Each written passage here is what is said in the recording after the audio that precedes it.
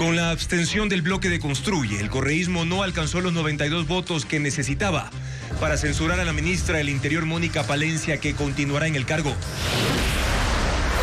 Y Televistazo explica cómo se aplicará. El alcalde de Pujilí, José Arroyo, es investigado por denuncias de corrupción. El vicealcalde y otros concejales aseguran que hizo obras con donaciones y luego intentó pagarlas con dinero público. Israel acusa a Venezuela, Bolivia y Nicaragua de albergar bases de la guerrilla de Hezbollah y de Irán en sus territorios. En Servicios Ciudadanos, un nuevo portal digital permite realizar trámites de la Cancillería sin necesidad de citas. El Barcelona de España goleó al Bayern Múnich en una jornada sin triunfos de los equipos de los ecuatorianos en la Liga de Campeones de la UEFA. 5 expertos internacionales recorren cantones de Manabí degustando sus platillos tradicionales y aspirar así a que la provincia sea declarada región gastronómica mundial.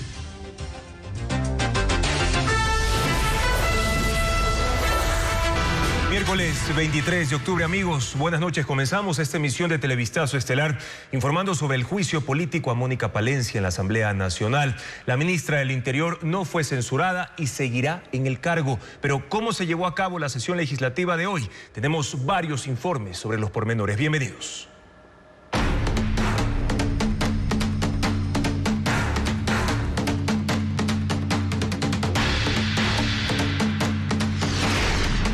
Palencia, otro nocaut al correísmo. La ministra del Interior, Mónica Palencia, no fue censurada. Sin los votos de Construye y parte de los independientes, el correísmo no alcanzó los 92 votos necesarios para poder destituirla. La sesión tomó casi 8 horas y Patricio Díaz cuenta lo que pasó este día en el Pleno Legislativo. Me permito informar y contamos con... Son los festejos del oficialismo porque la ministra del Interior, Mónica Palencia, se mantuvo en su cargo. El correísmo no pudo destituirla a pesar del apoyo social cristiano. Apenas obtuvo 77 de 92 votos que necesitaba. El juicio político contra la ministra empezó pasadas las 8:30 de la mañana. La presidenta Viviana Veloz pidió a los legisladores respeto y no insultos y dio paso a los interpelantes. Sus coidearios del correísmo, Leonardo Berresueta y Paola Cabezas, durante las 2 primeras horas presentaron sus acusaciones. La ministra Mónica Palencia ingresó en el Pleno a las 11 de la mañana. En medio del aplauso de los legisladores oficialistas y sus colegas ministros, apostados tras un cristal al lado del Pleno. Le ofrecieron un curul para sentarse y manejar sus documentos. Una asistente y el viceministro de Seguridad Ciudadana, Leonel Calderón, le ayudaron. Palencia se levantó algunas veces. La primera para anunciar que en esos documentos que exhibía en su mano estaba el Plan Fénix, que según la oposición no existe. 3 horas podía intervenir. Ocupó 2 horas con 50. Mientras tanto, Construye dejó sus curules y se reunió para definir su postura. Los legisladores socialcristianos entraban y salían. Las 2 bancadas rehusaban dar aún su posición. Los interpelantes volvieron. En 40 minutos cerraron sus argumentos y pidieron la moción de censura. La ministra Palencia ocupó 30 minutos para replicar sus acusaciones. La sorpresa vino de Construye al anunciar su abstención y dejar sin piso una posible censura. El Partido Social Cristiano se pronunció en cambio por la destitución. Responde a nuestro legítimo derecho de votar, porque consideramos que hay elementos de peso y de sobra para demostrar la responsabilidad política exclusivamente en materia de seguridad de la ministra Palencia. Respeto a quienes piensan lo contrario. Minutos antes de las 5 de la tarde, se cerró el debate, a pesar de que aún existían pedidos de legisladores por intervenir. La presidenta de la Asamblea llamó a votación y ante la expectativa de todos, los 40 votos en contra y las 16 abstenciones impidieron la destitución. Sin embargo, se clausuró de inmediato la sesión sin dar espacio a la reconsideración. Esto implica que si en la siguiente sesión alguien la solicita, podría votarse otra vez. Por ahora, la ministra está libre de censura. En su intervención, la ministra del Interior cuestionó la falta de pruebas para la acusación de incumplimiento de funciones por la inseguridad. Los interpelantes del correísmo no se refirieron a la causal por la detención de Jorge Glass en la Embajada de México y más bien se centraron en el incremento de los índices de delitos como extorsión y otros. Es absolutamente evidente que aquí no se han presentado tres cosas. El famoso Plan Fénix que nadie conoce, yo también tengo aquí, insisto, el Plan Nacional de Seguridad de Rusia y de China.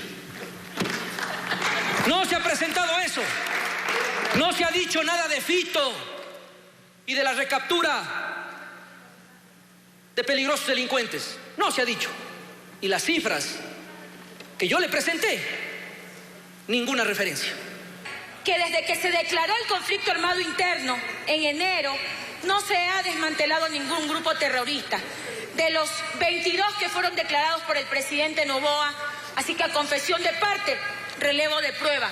Aquí claramente no ha existido una coordinación para proteger a los funcionarios del servicio penitenciario, pero tampoco han tenido la voluntad para recapturar a los 90 PPLs que todavía siguen delinquiendo a vista y paciencia de la ministra del Interior. ¿De qué estamos hablando? Estamos hablando del caso Purga, el caso Metástasis, un tal Daniel Salcedo diciendo que tramitó la libertad junto con Jorge Glass a través de un mismo abogado. Estamos hablando de Norero y sus aliados que habrían puesto dinero para la libertad de Jorge Glass, no según mi criterio o según mi opinión, sino según la prensa. Mónica Palencia no está luchando por quedarse en un cargo. Mónica Palencia tiene su mente y su vida en otro lugar en este momento. No está luchando por aferrarse al cargo. Tiene su mente en la misión superior de luchar por la seriedad y transformación de este país. Esto es superior a todo. Y no voy a permitir ese tipo de majaderías de tratar de introducir hechos y pruebas fuera de hora. Más temprano, simpatizantes del gobierno llegaron a la Asamblea Nacional para respaldar a la ministra Palencia.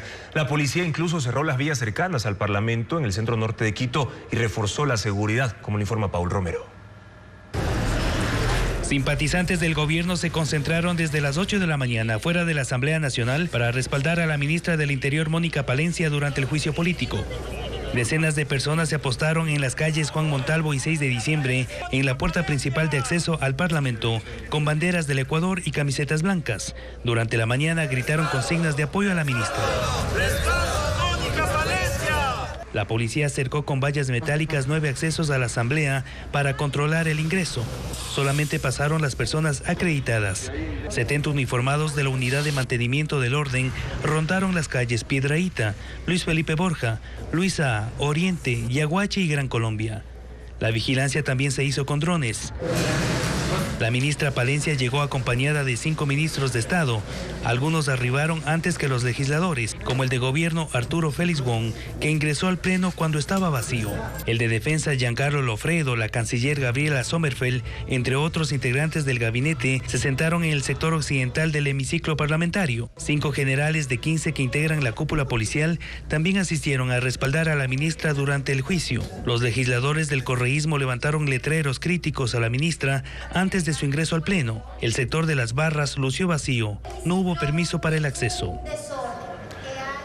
Capturaron en Tarragona, España, alias Comandante Willy y alias Ronco, cabecillas de la banda de los Tiguerones. Comandante Willy es procesado en Ecuador por terrorismo debido al ataque armado al canal TC Televisión.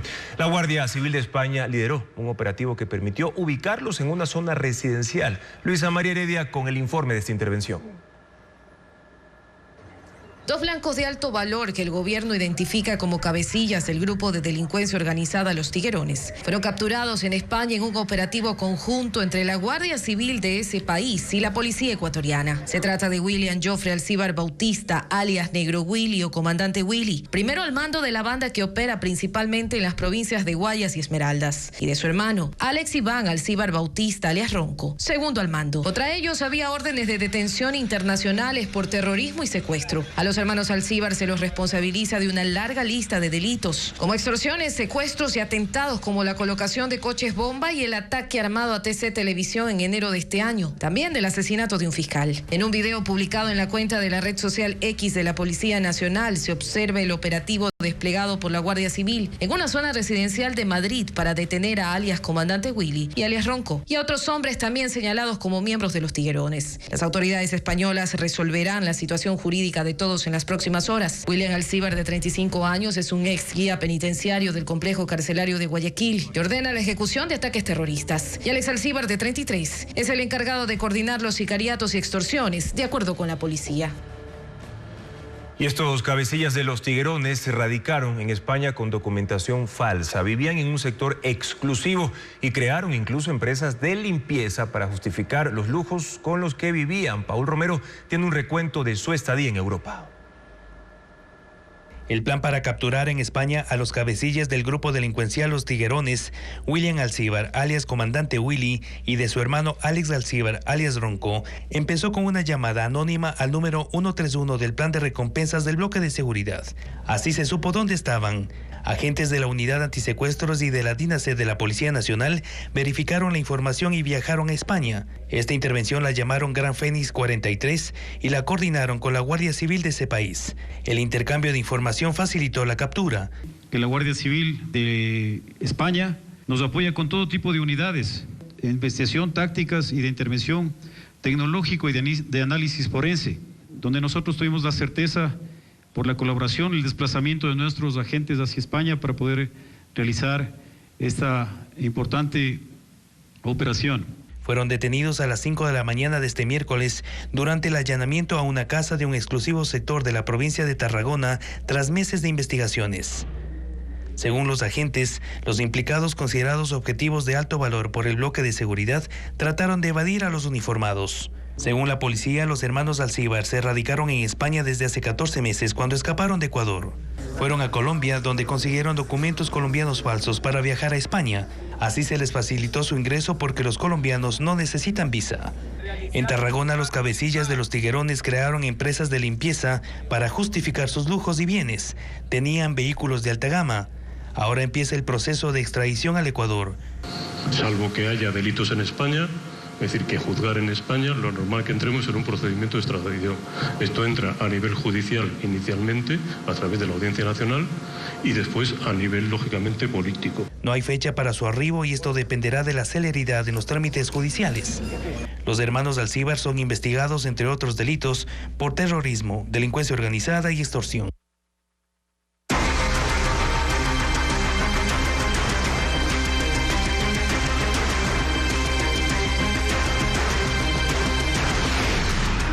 Hidroeléctricas en zona de peligro.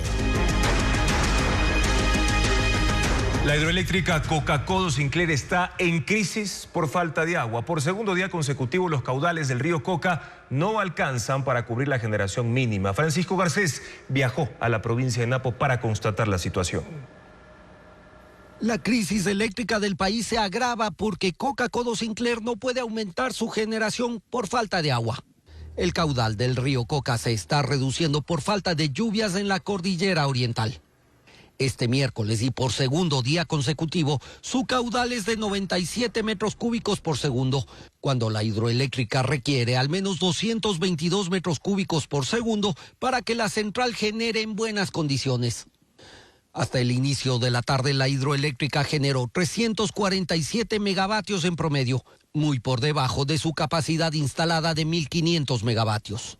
La actual generación es 100 megavatios menor a la de la semana pasada. Este es el nivel actual del río Coca. La sequía ha dejado a la vista grandes bancos de arena y también estas playas de piedra a sus orillas que normalmente están ocultas cuando en condiciones normales el río puede estar a este nivel. El estado del río se evidencia en la captación de agua de la hidroeléctrica, en donde las compuertas están cerradas para desviar el mayor caudal posible hacia los desarenadores y de ahí al túnel que conduce a la casa de máquinas. En la captación de la hidroeléctrica, una estructura de concreto que normalmente permanece bajo el agua, ahora está a la vista. Aguas arriba, la mayor parte del lecho de rocas está descubierto y solo un canal encauza el agua del río hacia la hidroeléctrica. Y en las orillas es evidente la huella del nivel que normalmente tiene el agua, pero al que ahora no llega. La actual generación de Coca-Codo Sinclair es la más baja desde que se inauguró en el 2015. Y mientras esto sucede, la cota de la hidroeléctrica Amazar se acerca también a su nivel más crítico, con el que perdería una de sus turbinas que genera energía. Diego Cuenca informa que a pesar del riesgo de colapso que aumenta cada día, la central de todas formas no ha dejado de funcionar para recuperar agua. La hidroeléctrica Amazar no ha dejado de generar energía, a pesar de que la cota de su embalse no es la óptima para sus operaciones. La cota cae aceleradamente desde el domingo, cuando marcó los 2.116 metros. El lunes bajó a 2.114 metros. El martes descendió a 2.113 y este miércoles alcanza los 2.112 metros sobre el nivel del mar. En ese momento la central opera a 3 metros por debajo del mínimo. La situación es crítica porque, según la advertencia que hizo por escrito el Operador Nacional de Electricidad SENACE al Ministerio de Energía, si la cota de Amazar alcanza los 2.110 metros, se perderá la primera unidad de las dos que tiene para producir 170 megavatios. A pesar del riesgo, SELEC no apaga la hidroeléctrica para recuperar su embalse. Las últimas veces que la central hizo una pausa fueron el pasado sábado, domingo y lunes, cuando dejó de operar entre 9 y 12 horas al día. Y aun cuando SELEC se vea obligada a paralizar temporalmente a Amazar, no hay alternativa que cubra las operaciones de esa hidroeléctrica, pues recién en noviembre llegará la generación en tierra de 241 megavatios, ofrecida por el presidente Daniel Noboa. Mientras tanto, la cota de la hidroeléctrica Molino está en 1.979 metros sobre el nivel del mar, a solo 4 metros de llegar al nivel mínimo. En el caso de la hidroeléctrica Sopladora, la cota es de 1.314, a 2 metros del nivel mínimo para funcionar. En ese escenario, ninguna de las autoridades del Ministerio de Energía, ni de sus entidades adscritas, han querido pronunciarse al respecto. Israel acusa a Venezuela, Bolivia y Nicaragua de albergar bases de Irán y del grupo Hezbollah. Las cancillerías boliviana y nicaragüense rechazaron las acusaciones. Sin embargo, el régimen de Nicolás Maduro ha manifestado ser abiertamente aliado de los extremistas libaneses, como lo informa Merlis González. La afinidad del gobierno de Nicolás Maduro con Hezbollah quedó en total evidencia luego del asesinato de su líder, Hassan Nasrallah, a manos de Israel. Maduro hizo un mitin en la ciudad de La Guaira acompañado de presuntos miembros del grupo extremista libanés, donde les manifestó sus condolencias por la muerte de a quien llamó un líder de los pueblos árabes. Y quiero expresar a nombre del bloque histórico revolucionario de las fuerzas bolivarianas de Venezuela la solidaridad con Hezbollah, con su familia, con el pueblo del Líbano. El régimen venezolano también es aliado de Irán desde la época de Hugo Chávez y se ha apoyado en su vínculo para importar gasolina a cambio de permitirles la explotación minera. Pero Israel denunció que esos nexos son más que comerciales. Puedo decir que hay también otros países en la región que tienen bases de Irán y Hezbollah, en particular Venezuela y Bolivia, dijo Mijail Gur-Ayeh, embajadora israelí en Costa Rica, quien por seguridad no dio más detalles, pero también vinculó a Nicaragua. El régimen de Daniel Ortega rechazó las acusaciones, asegurando que no tienen fundamentos, mientras que la Cancillería boliviana acusó a la funcionaria de intentar crear desunión en la región. Venezuela, sin embargo, ha guardado silencio. En Turquía se ejecutó un ataque terrorista este miércoles. Un grupo armado detonó un explosivo y disparó en las instalaciones de la empresa aeroespacial y de defensa estatal turca. 4 personas fueron asesinadas y 14 resultaron heridas. Por ahora se desconoce qué organización criminal es responsable del atentado. Los atacantes llegaron en un taxi a las 3:30 de la tarde durante el cambio de guardia del personal de seguridad. Bajaron del vehículo y abrieron fuego contra los empleados que salían de la empresa aeroespacial y de defensa turca a unos 40 kilómetros de la capital Ankara. El grupo se dispersó y segundos después ocurrió una explosión. Seguida de intensas ráfagas de disparos.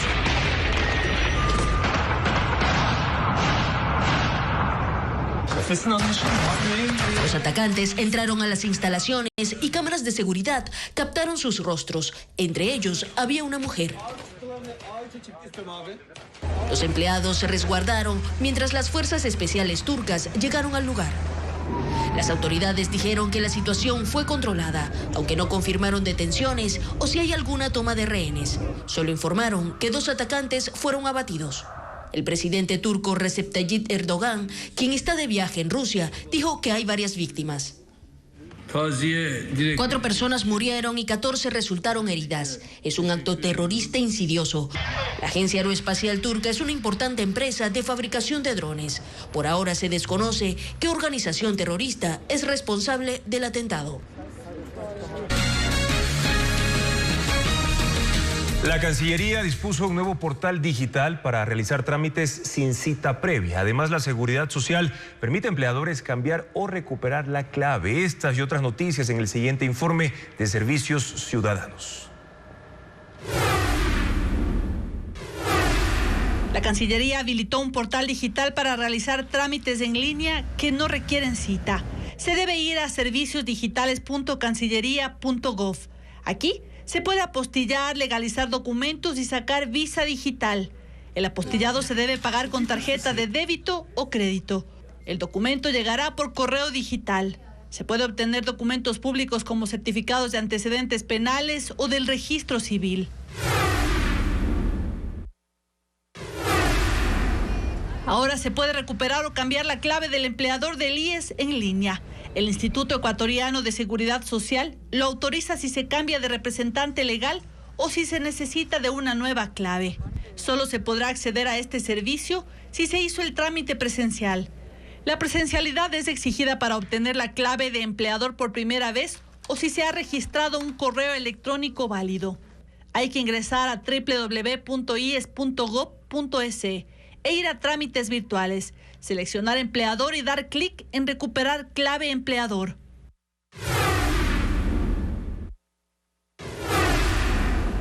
La Secretaría de Educación Superior, Ciencia y Tecnología junto al Instituto Superior Tecnológico San Antonio ofertan 3.800 becas para bachilleres en ciberseguridad y desarrollo de software y programación. Se necesita el título de bachiller y no haber sido beneficiario de una beca por parte del Estado. Se puede postular hasta el domingo 27 de octubre en el link www.itsa.edu.es. Corea del Norte está enviando soldados a Rusia. El despliegue aumenta la posibilidad de que los norcoreanos se unan a las fuerzas rusas en su invasión a Ucrania y sugiere vínculos militares ampliados entre las dos naciones. Rui Álvarez con un informe desde Seúl. Así es, Corea del Norte ha enviado 1.500 soldados más a Rusia, elevando el total a 3.000 hasta la fecha, según informó este miércoles el Servicio de Inteligencia Nacional de Corea del Sur. Según la agencia, el planeado despliegue de unos 10.000 soldados de Corea del Norte para apoyar a Moscú en su guerra contra Ucrania deberá estar concluido para diciembre. El Servicio de Inteligencia detalló, con base en imágenes satelitales, que los primeros 1.500 soldados fueron enviados a Rusia a principios de octubre y otros 1.500 llegaron recientemente. Los soldados aún no han sido desplegados en el campo de batalla, sino que están siendo entrenados en el uso de equipo militar y drones. El fortalecimiento de la alianza Pyongyang-Moscú en medio de la guerra en Ucrania ha generado preocupación en la comunidad internacional.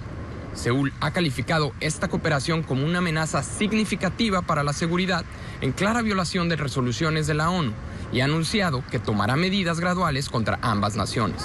Por su parte, el secretario de Defensa de los Estados Unidos, Lloyd Austin, confirmó que hay evidencia de las tropas norcoreanas en Rusia, pero que todavía se desconocen las funciones específicas a realizar. Desde Seúl, Corea del Sur, Rui Valdés, Alianza Informativa Latinoamericana. Israel confirmó que mató a Hassan Safieddin, considerado el sucesor del fallecido líder de Hezbollah, Hassan Nasrallah, asesinado a finales de septiembre en un bombardeo israelí en Líbano. El ejército explicó que Safieddin murió en un ataque llevado a cabo hace 3 semanas en los suburbios del sur de Beirut. Israel ya se había pronunciado sobre su posible eliminación, pero aún debía realizar varias inspecciones para confirmarla. Portugal enfrenta una ola de disturbios en su capital, Lisboa. Manifestantes han quemado locales comerciales y dañado 13 vehículos en rechazo a la muerte de un migrante de Cabo Verde de 43 años por parte de la policía. Según los agentes, el hombre llevaba un cuchillo y huyó cuando vio la patrulla. Uno de los agentes le disparó. El caso está siendo investigado. Las violentas manifestaciones han dejado una veintena de heridos y 3 detenidos. Autoridades sanitarias de Estados Unidos vinculan las hamburguesas cuarto de libra de McDonald's al brote de la bacteria E. coli, que deja un muerto y 10 hospitalizados. Según los Centros para el Control y la Prevención de Enfermedades, hay reportes de 49 casos en 10 estados del país. Las infecciones comenzaron a reportarse a fines de septiembre con síntomas como calambres estomacales, diarrea, fiebre y vómitos que aparecen 3 o 4 días después de ingerir la bacteria. Expertos que investigan el caso tomaron muestras de las cebollas usadas en esas hamburguesas y que podrían ser la fuente de contaminación. Un video donde un conductor provoca intencionalmente un accidente de tránsito en Nueva York, Estados Unidos, se ha viralizado en redes. El hecho quedó grabado por la cámara del auto de la mujer perjudicada. Liana Suárez informa que se conoce que los pasajeros que causaron el choque son migrantes ecuatorianos. But it is crazy. Like he had one hand on the. What the? Oh my God!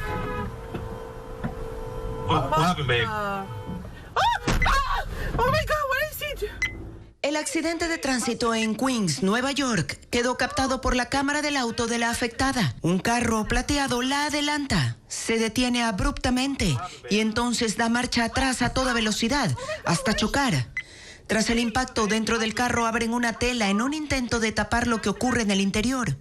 Pero aún así se observa el movimiento cuando el conductor intercambia puestos con la acompañante. Enseguida bajan 2 hombres y 2 mujeres, todos fingiendo dolor en el cuerpo, y empiezan a tomar fotos. This guy just reversed into me. What the hell is going on? Reversed into you? Yeah. Cuando el hombre con gorra se acerca al vehículo chocado, nota la cámara en el tablero y de inmediato cambia su actitud. En el momento que llegó la grúa, todos se marcharon rápidamente, diciendo que tenían que recoger a un bebé. La conductora llamó a la policía y la principal teoría es que fue un intento de estafa al seguro, una modalidad cada vez más común en ese país. Tras hacerse viral el video, usuarios en redes sociales identificaron a los involucrados como migrantes ecuatorianos de una parroquia rural de Cuenca, en la provincia de Azuay. Otros ecuatorianos residentes en Queens criticaron que este hecho afectará la imagen de otros inmigrantes en Estados Unidos. En Australia, una mujer de 23 años fue rescatada luego de 7 horas de haber quedado atrapada boca abajo entre grandes rocas. La joven intentaba recuperar su teléfono móvil cuando se deslizó al interior de una grieta tan profunda que sus amigos no pudieron alcanzarla. En una delicada operación de rescate, los socorristas retiraron 6 pesadas rocas para poder acercarse lo suficiente hasta tocar sus pies. Al sacarla, la víctima fue llevada al hospital con rasguños menores y moretones, pero su teléfono permanece entre las piedras. En Chile, científicos lograron construir la cámara digital más grande del mundo con una resolución de 3.200 megapíxeles. Se trata de un avance revolucionario con el cual se captaron imágenes sin precedentes del universo. Tras 2 décadas de trabajo, la cámara digital más grande jamás creada está lista para estudiar las galaxias. Luego de 20 años de trabajo, el Laboratorio Nacional del Acelerador completó con éxito la cámara LSST de 3.200 megapíxeles, más de 3 toneladas de peso. Esta cámara cuenta con 21 sensores, un lente de 1,57 metros y otros 2 de aproximadamente 1 metro. Generará una enorme cantidad de imágenes de las galaxias cercanas durante 10 años, que servirán para estudiar el universo y analizar cómo cambia el cielo nocturno desde la Tierra. Esta cámara permitirá ver objetos muy lejanos e identificar amenazas de asteroides que se acercan a nuestro planeta u otros objetos en el espacio que hasta ahora no eran visibles. El costo de su construcción fue de $168 millones y estará ubicada en el Observatorio Chileno Vera Rubin de la región de Coquimbo. se espera que se encienda el próximo año. El Comité Permanente por la Defensa de los Derechos Humanos confirma que este año se registran 177 denuncias por falta de atención médica a privados de libertad. Los problemas más comunes son sarna y tuberculosis. Bessie Granja explica que según ese organismo hay reos que no reciben tratamiento permanente, lo que agrava estos cuadros médicos. Se trata de un preso con tuberculosis que permanece en el pabellón 3 de la penitenciaría del Litoral. Fue derivado a un centro de salud luego de que su cuadro se agravó.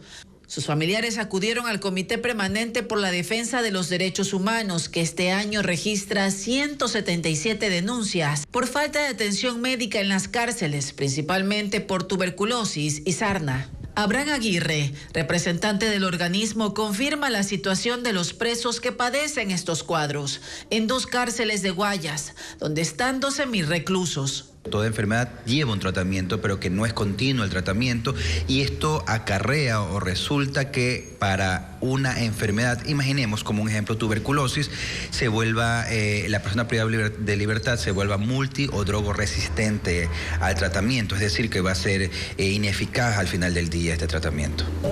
Incluso asegura que la atención médica en la penitenciaría del Litoral es precaria, como consta en estas fotos captadas semanas atrás.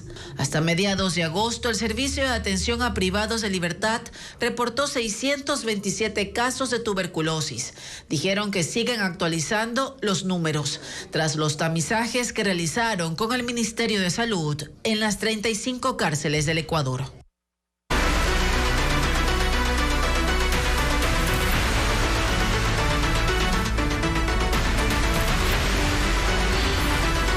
Apagones. ¿Cómo cambió mi vida? Televistazo sigue revelando cómo los ciudadanos se adaptan en sus labores diarias para paliar los efectos negativos de la falta de energía. Giovanni Grefa, productor de Cacao Napo, y Nicolás Jaramillo, un tatuador de Pastaza, cuentan cómo los apagones han cambiado sus vidas completamente. Uno de los principales problemas que tenemos con los cortes de luz es que no podemos tener las reuniones adecuadas. No se puede cerrar los negocios con nuestros clientes porque justamente por las zonas horarias tenemos que cambiar las horas de reuniones, y eso también implica que en nuestra base de datos nosotros no podemos manejar al día todo lo que se refiere a la trazabilidad del cacao y no tener los volúmenes adecuados a los cierres de compra y de comercialización. Bueno, nosotros trabajamos más con el sector europeo como Alemania, Italia, Bélgica. No tenemos una hora exacta de a qué hora se va o llega. Están cambiando cada semana o cada día, y eso pues ha afectado a que nuestros equipos, como básicamente informáticos, se han quemado. A los productos, por ejemplo, nosotros necesitamos tener bajo un cuarto frío, y eso hace que los chocolates no puedan mantener la temperatura adecuada, y ha hecho que perdamos sobre los $40,000. Yo manejo diseños de complejidad grande en la que se varía, digamos, entre 5, 6 o 10 horas. No lo podemos acabar en el mismo día, ya que se aproximan cortes de luz. Y hemos dividido los trabajos en diferente tipo de horario. Y encima se trabaja con más material, ya que las agujas son de uso desechable y descartable. Entonces tengo que usar más material y tengo menos tiempo para hacerlo. Me conseguí el generador, un generador accesible, pero me rinde solamente para hacer ciertas cosas. No puedo encender muchos aparatos. Lo más importante, las lámparas, la luz y la bulla que genera también no deja trabajar. Es un poco estresante también con tatuarse, estar con dolores y encima escuchar esa planta a cada rato molestando ahí. Entonces, obviamente no es lo mismo. 6 películas se proyectarán en la 8ª edición de Terror. En el Max Cine de Guayaquil y en Quito habrá 2 actividades de danza y música, como por ejemplo la presentación de la obra La Bohemia en la Casa de la Música. Estefanía Arias con más de la agenda cultural.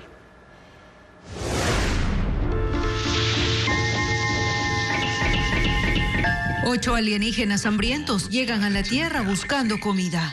Critters es una de las 6 películas que se proyectarán en la 8ª edición de terror en el Max Cine en Guayaquil. Los otros filmes son Sins, Ataque al Bloque, Alien Abduction, Campamento para Dormir y Mientras Duermes. Las funciones gratuitas serán de jueves a sábado a las 16:30 y 18 horas. Será una tarde con más de 90 bailarines en escena. Danza y Arte Quitumbe celebra 10 años sobre el escenario y lo hará en el Teatro Nacional Sucre, en Quito. Como invitado estará el grupo de música tradicional Los Amigos Millonarios. El espectáculo será el sábado 26 a partir de las 5 de la tarde.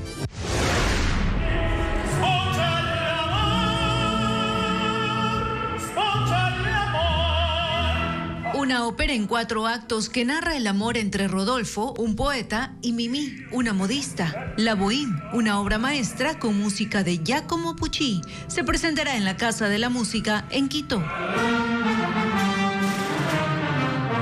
La Orquesta Sinfónica Nacional del Ecuador será dirigida por Yuri Sobolev y en la escenografía estará María Elena Mexía. Las funciones serán el jueves 24 y sábado 26 a las 19:30 y el domingo 27 a las 17 horas.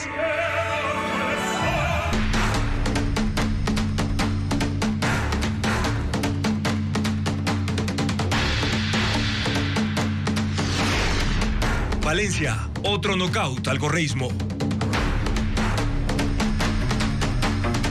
El correísmo no alcanzó los 92 votos necesarios para destituir a la ministra del Interior, Mónica Palencia, en el juicio político que se desarrolló en su contra este miércoles. Sin los votos de la bancada de Construye y parte de los legisladores independientes, la funcionaria no pudo ser censurada. Patricio Díaz tiene un informe de todo lo que ocurrió en el Pleno.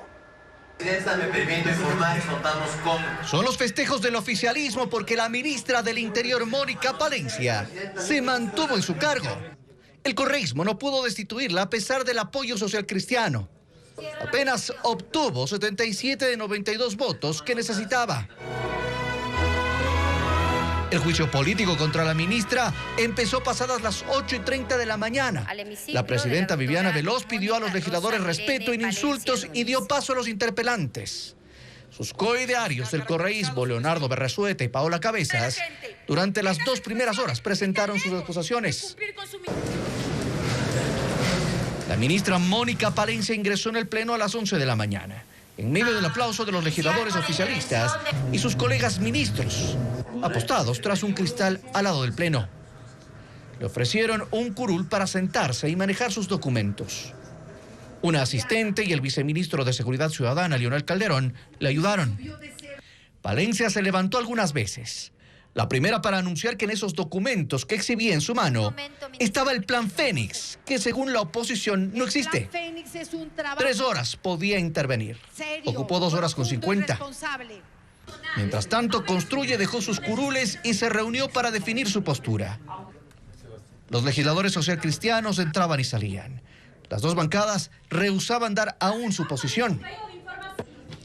Los interpelantes volvieron. En 40 minutos cerraron sus argumentos y pidieron la moción de censura.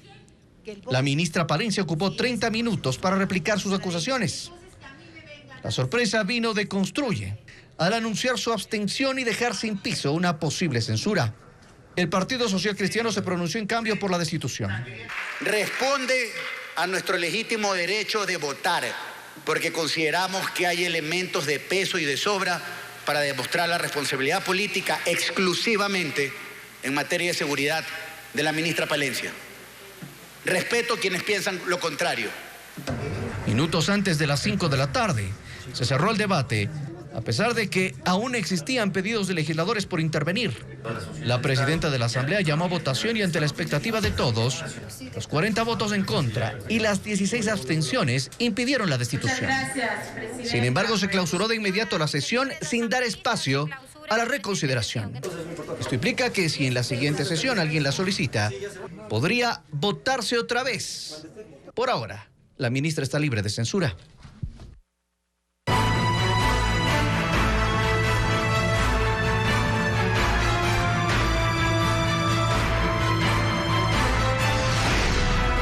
Pujilí, alcalde en apuros.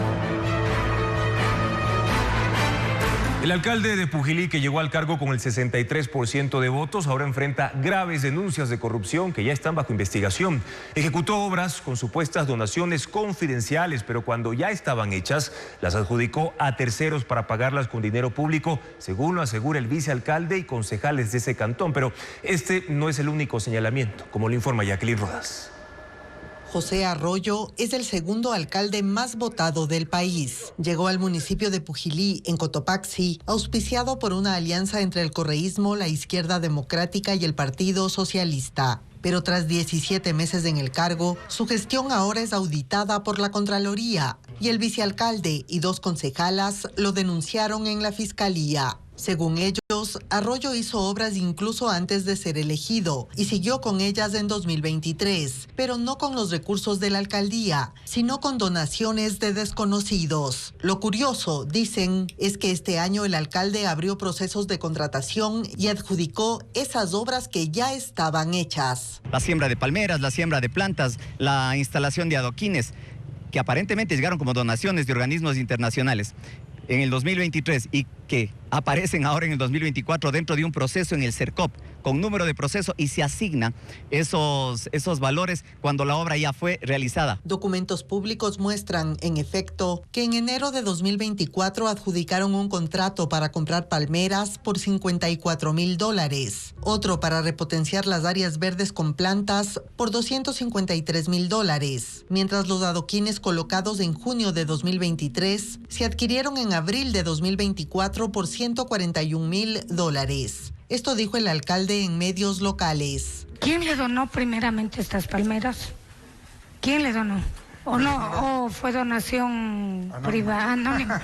No. Porque eso también puede suceder. No, hay donaciones anónimas, porque hay gente que no claro, quiere que sí. sepa. Entonces hay una figura legal también donde que no se da el nombre de los donantes, pero usted puede ver aquí, yo le pido que no lea los nombres por mantener la reserva. Pero aquí está el nombre, yo ya lo estoy leyendo. Acá está el nombre.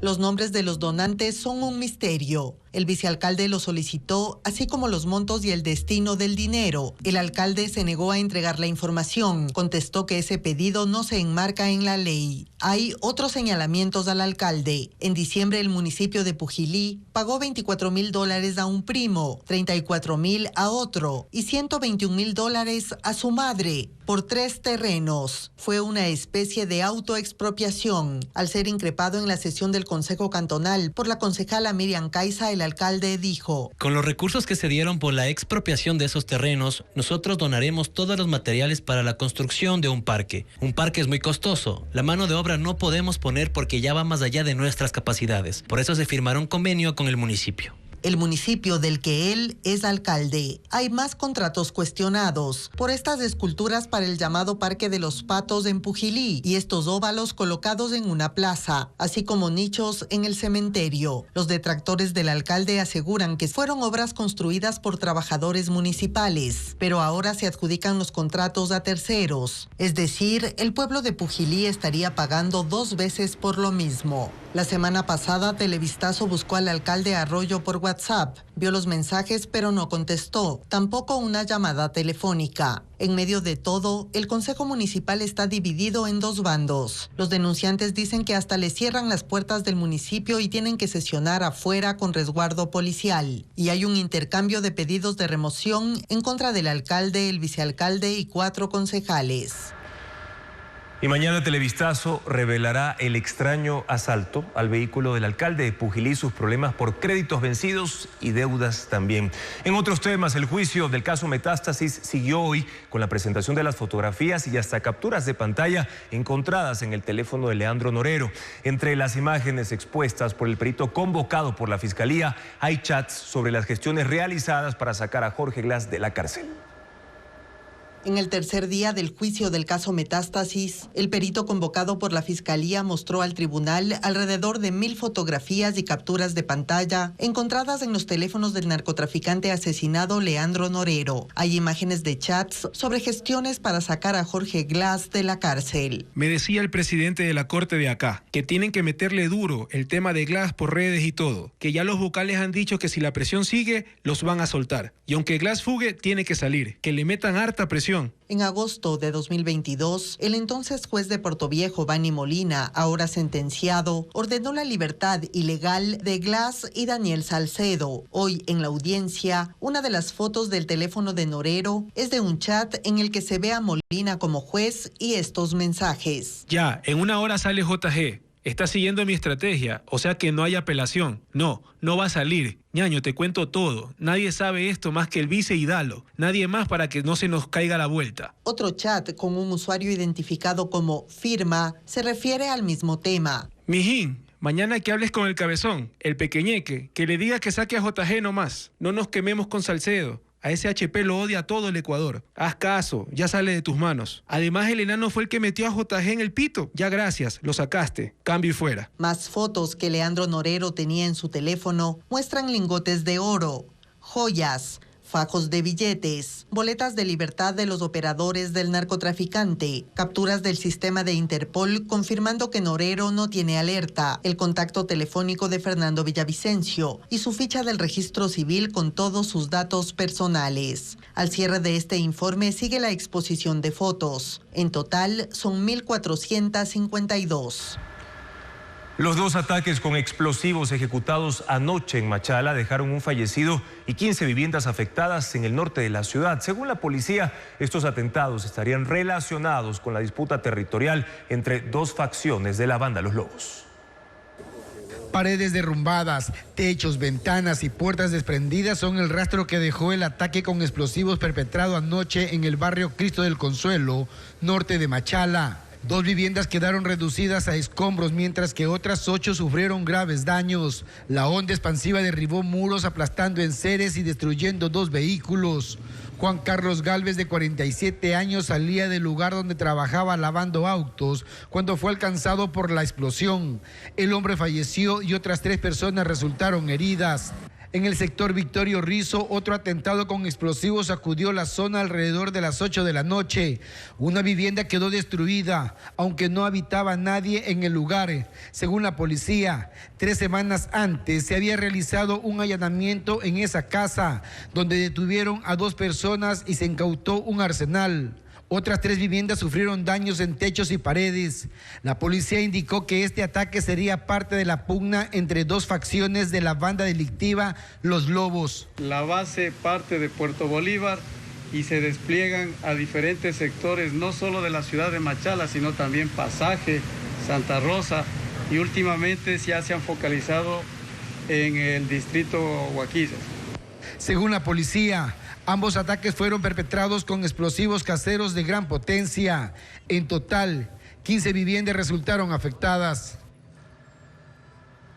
5 personas asesinadas y 2 heridos deja un atentado hoy en una zona remota de Punino, en la provincia de Orellana. Según datos de la policía, una de las víctimas iba en una camioneta. Los otros cuerpos fueron encontrados en la vía. 2 vehículos fueron incinerados y las autoridades investigan si los fallecidos eran parte de una banda dedicada a la minería ilegal en esa zona amazónica.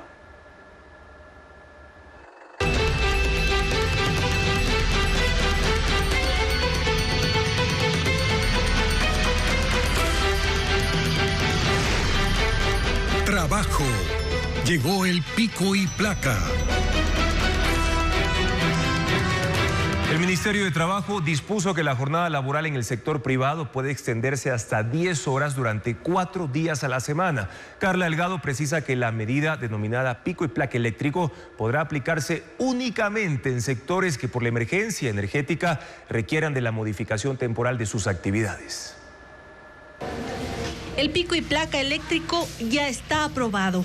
El gobierno expidió un acuerdo ministerial para viabilizar su aplicación y así afrontar la crisis energética en el sector productivo. La propuesta que acogió el gobierno es una iniciativa de la Cámara de la Pequeña y Mediana Empresa de Pichincha. El documento tiene 4 páginas y fue suscrito por la ministra del Trabajo, Ivonne Núñez. Se aplicará mientras dure la emergencia del sector eléctrico nacional y aclara que ningún empleador podrá utilizar este instrumento para modificar la jornada habitual de trabajo de manera permanente. En el acuerdo se detallan las jornadas. Son 2, de 7 a 17 horas de lunes a jueves y de 7 a 17 horas de jueves a domingo. Los acuerdos que se establezcan no podrán superar las 40 horas semanales. Si ocurre, la empresa deberá pagar horas suplementarias o extraordinarias. Los trabajadores que lleguen a acuerdos podrán descansar 3 días en vez de 2, como lo establece el Código de Trabajo. Según el texto del acuerdo ministerial, los trabajadores podrán denunciar cualquier anomalía o incumplimiento a la jornada pactada. Y la posibilidad de acogerse a jornadas laborales de 4 días de 10 horas diarias deja un sabor agridulce en los gremios productivos. Ellos perciben como positiva pero incompleta a esa medida y señalan que debería ser fortalecida con otras decisiones que se tienen que adoptar, pero de forma urgente. La decisión del gobierno de dar vía libre a un pico y placa eléctrico se lo toma con pinzas desde el sector productivo. Sus proponentes, la Cámara de la Pequeña y Mediana Empresa de Pichincha, se congratulan de la apertura, pero les llama la atención que su planteamiento se lo haya acogido a medias. 96 horas continuas de electricidad y que nos permitan trabajar 4 días, 10 horas diarias. Ese es el pedido completo. Y sostienen que una vez que se resuelva el tema de la continuidad energética, la propuesta de trabajar 10 horas diarias durante 4 días consecutivos será de beneficio general. La gran mayoría trabaja en esos horarios y se va a aprovechar la luz del día. Y lo que les decía al principio, 96 horas continuas, es decir, si usted es panadero, levántese a las 2 de la mañana, trabaje hasta las 4, tenga el pan listo para las 6 de la mañana, y puede trabajar porque usted sabe que va a tener energía continua. Desde Cuenca, el presidente de la Cámara de Industrias, Producción y Empleo, Andrés Robalino, indica que sí hay un sector al que esta posibilidad de readecuar jornadas no lo beneficiará. En el caso de las medianas, grandes empresas, que son industrias que en la mayoría de los casos tienen 3 turnos o han estado normalmente en 3 turnos y en este momento están con un turno eliminado por los cortes eléctricos, pues es difícil adaptarse. ¿Por qué? Porque este tipo de industrias que tienen hornos de alto nivel calórico no pueden apagarse, no pueden eliminarse la carga eléctrica porque estos hornos pueden dañarse. Entonces requieren otro tipo de medidas. Y ellos tienen también una propuesta que sostienen podría beneficiar a todos. Las empresas están en este momento pagando a sus empleados, no los están despidiendo, pero no están laborando la misma cantidad de horas por las cuales están recibiendo el sueldo. Entonces esas horas podrían ser recuperadas cuando la crisis eléctrica se termine, como sucedió en la pandemia. Estuvimos cerrados 2 meses y se pudo recuperar los siguientes meses sin ningún cargo para la empresa. Los dirigentes gremiales coinciden en que el gobierno debe escuchar con más atención las sugerencias del sector privado y dar respuestas oportunas. El estado del tiempo para mañana. En la región Sierra se pronostica una temperatura máxima de 22 grados centígrados con una mínima de 7 grados y una radiación ultravioleta entre 6 y 8, que significa alto y muy alto. Pero ¿cuál es el pronóstico en cambio para la costa?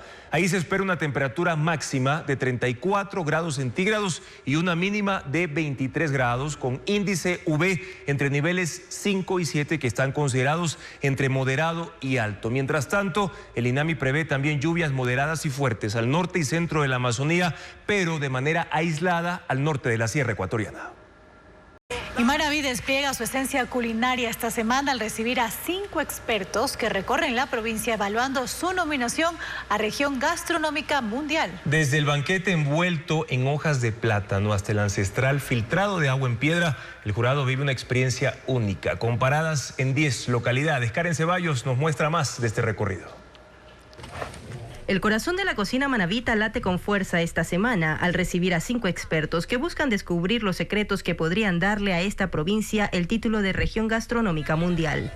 La ruta del sabor incluyó a Rambuche en Jama, donde las hojas de plátano no solo adornaron la mesa, sino que envolvieron tenedores en un banquete de comida típica que celebró la esencia de Manaví. La tradicional chicha, secos de gallina, caldos de gallina, tongas. Hubo bolones, salsa de maní, parrillada de mariscos, ceviche de pescado y carne ahumada. El jurado, integrado por miembros del Instituto Internacional de Gastronomía, Cultura, Arte y Turismo, ITCAT, con sede en España, es liderado por Diane Dutt, quien se mostró fascinada por los platos tradicionales y los vinos de frutas, como el pechiche. Es único y especial, tiene un sabor dulce, me encanta. ¿Y la comida de Manabí? Hasta ahora yo me he quedado maravillada con la comida, la variedad, todo ancestral. Los ancestros eran sabios. El hecho de que los ingredientes sean tan variados, tan ricos, tan frescos y que sean muy diferentes de lo que se encuentra en otras partes del mundo. Otro elemento que capturó la atención del jurado fue el método ancestral de filtrado de agua en piedra, una tradición que ha perdurado en las comunidades de Manabí. Estoy bebiendo un agua repotabilizada o mineralizada y me ha sorprendido mucho porque en mi tierra, en mi isla, existe exactamente lo mismo y ahora quiero tener wifi para enseñarles que es idéntico. Este martes el viaje de sabores se desplegó por Pedernales, Jama, San Vicente. Hoy continúa en Chone y Tosagua. El jueves visitarán Montecristi y Jipijapa y el viernes cerrarán la ruta en un festival gastronómico en Puerto Viejo. Buenísimo. Con cada parada, el jurado no solo degusta, sino que vive la riqueza cultural de Manabí.